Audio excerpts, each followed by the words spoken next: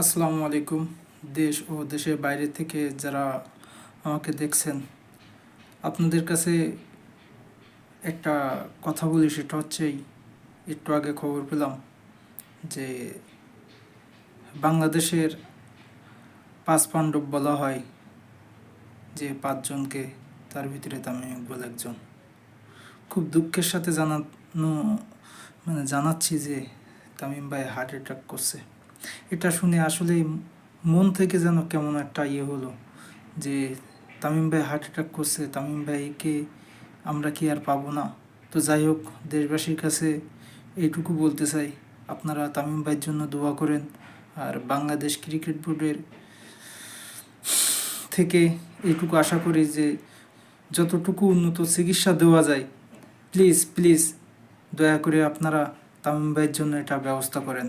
প্রিয় দেশবাসী, আপনাদের আবারও বলছি, আপনারা তামিম ভাইয়ের জন্য দোয়া করেন। আসসালামু আলাইকুম।